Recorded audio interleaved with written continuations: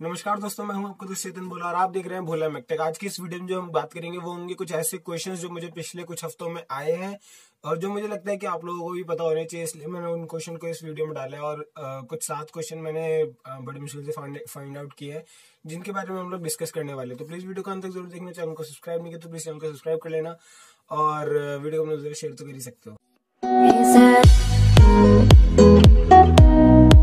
सबसे पहले जो क्वेश्चन है वो है देवगुरु सतपुते की तरफ से। इन्होंने पूछा है इंजन ब्रेक कैसे वर्क करता है, ये भारत बेंज के ट्रक में सुना है, प्लीज इसको बताओ। देखो, इंजन ब्रेकिंग जो होती है वो होती है जब इंजन की वजह से आपको एक ब्रेकिंग इफेक्ट मिलने लगता है। ऐसे इंजन का काम क्या होता है कि आप एक्सीलरेटर पेडल दबाओ और इंजन पावर देगा व्हीकल को और व्हीकल आगे बढ़ेगा। लेकिन अगर हम वही बात करते हैं कि आपने क्लच नहीं छोड़ा है और एक पर्टिकुलर स्पीड पे जाने के बाद आपने एक्सीलरेटर पेडल को छोड़ दिया है, तो क्या होगा कि इंजन व्हीकल के पास इतना ज्यादा मोमेंटम या फिर इतना ज्यादा काइनेटिक एनर्जी होती है, वो सारी की सारी काइनेटिक एनर्जी जो है वो टायर से होती हुई वापस इंजन के पास जाने लग जाती है। अब इंजन जो है वो एक पर्टिकुलर लोअर आरपीएम पे है, जिसकी वजह से वो उसको रेजिस्ट करता है, उसके मोशन को। इसकी वजह से क्या होता है, एक ब्रेकिंग इफेक्ट देखने को मिलता है।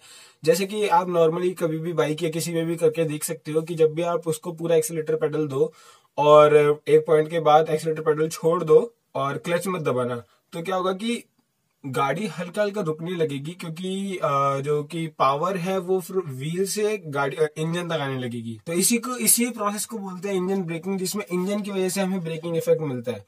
अगला जो क्वेश्चन है वो है वरुण मल्होत्रा की तरफ से। हाय बोला, I have installed a Loveto EXR kit along with advancer in CKP timing advancer for CNG in my new Dzire 2018 model. My question is whether CKP timing advancer for CNG will have any negative effect or deteriorate my car petrol, EC or throttle or any other component in long run. जब भी हम CNG use करते हैं वो कहीं ना कहीं engine के लिए इतनी अच्छी नहीं होती, क्योंकि CNG के लिए इंजन नहीं बना, इंजन बना पेट्रोल के लिए।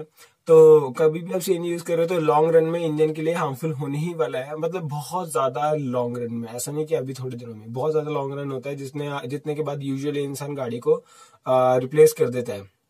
तो इतनी सी बात है। तो अगर आप जब भी CNG को यूज करो तो ये होगा ही होगा। बाकी रही एडवांसर की बात, एडवांसर सिर्फ और सिर्फ स्पार्क को है थोड़ा सा जल्दी कर देता है, जिससे कि आपकी गाड़ी का पिकअप बना रहे, ज्यादा कुछ प्रॉब्लम नहीं है उसकी वजह से।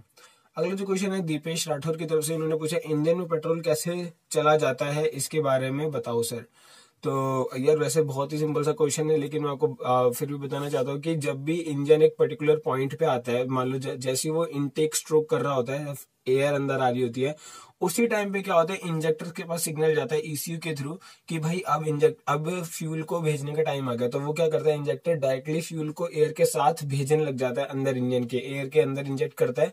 फिर जैसे पिस्टन नीचे जाता है तो वो एयर के साथ ही साथ फ्यूल अंदर चला जाता है। इस तरह से इंजन के अंदर फ्यूल जाता है। मतलब मैंने ये वाला क्वेश्चन इसलिए ले लिया कि होता है कई बार, मतलब बाकी सबको लगभग ये बातें पता होती है, लेकिन कई बार कुछ लोग होते हैं जिनको नहीं पता होती है और इसकी वजह से उनके सारे कॉन्सेप्ट्स खराब हो जाते हैं। तो ये क्वेश्चन मेरे को लगा बताना चाहिए आप लोगों को। अगला जो क्वेश्चन है वो है मैकेनिक बाबू की तरफ से। इन्होंने पूछा है भोला भाई, स्पीडोमीटर एंड आरपीएम का सेंसर कहाँ होता है। देखो, स्पीडोमीटर या फिर आरपीएम, अब इंजन आरपीएम की अगर बात करें तो वो लगी होती है क्रैंकशाफ्ट पे, और व्हीकल की स्पीड जो देखी जाती है वो व्हीकल की स्पीड होती है, और व्हीकल की स्पीड देखी जाती है उसके व्हील्स से। तो व्हील के अंदर एक नॉर्मल से गियर रहता है, उसके अंदर फिर हॉल इफेक्ट सेंसर रहता है, जिसकी वजह से वो व्हील की आरपीएम मेजर करता है और उस आरपीएम के थ्रू वो स्पीड कैलकुलेट करके आपको बताता है।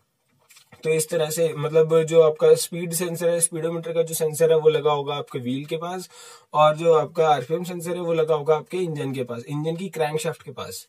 तो इतने से ही है इसका आंसर। अब किसी ने मेरे को एक मधाली सूर्या नाम के कोई है, इन्होंने मुझे ये वाला क्वेश्चन भेजा है, तो मैंने सोचा क्यों ना आप लोगों के साथ शेयर किया जाए। इन्होंने क्वेश्चन कहीं किसी क्वेश्चन पेपर में दिखा था, तभी इन्होंने पूछा है, तो इसका मैंने सोचा आपको आंसर बता दिया जाए। Which of the following is not a part of IC engine.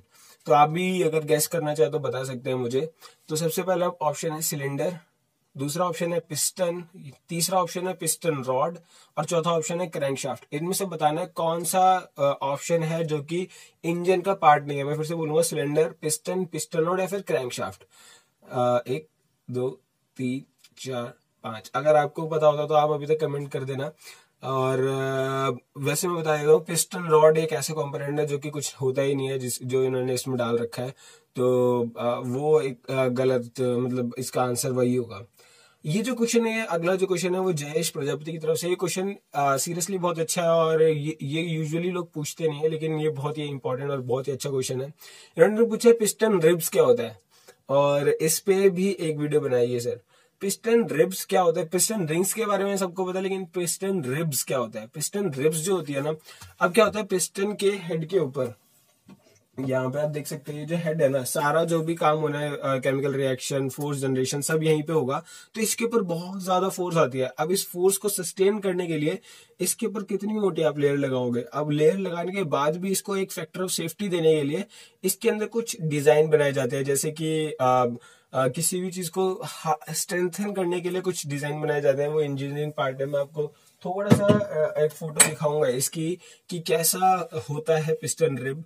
उसके अंदर इसको स्ट्रेंथन करने के लिए हम कुछ एक्स्ट्रा मटेरियल एक तरह से लगाते हैं, इसी को बोलते हैं पिस्टन रिब्स। कुछ अलग तरह के, जैसे मान लेते हैं अगर इसके ऊपर ऐसी फोर्स लग रही है, इस फोन के ऊपर अगर इस तरह से फोर्स लग रही है, तो इसको स्ट्रेंथन करने के लिए यहाँ पे कुछ रिब्स बना दी जाएंगी। रिब्स के बारे में अगर आप पढ़ोगे तो रिब्स बना दी जाएंगी, और वो रिब्स इसके लिए स्ट्रेंथनिंग का काम करेंगी। तो यही फंडा होता है इसको, मतलब रिब्स बनाना किस लिए जरूरी है। तो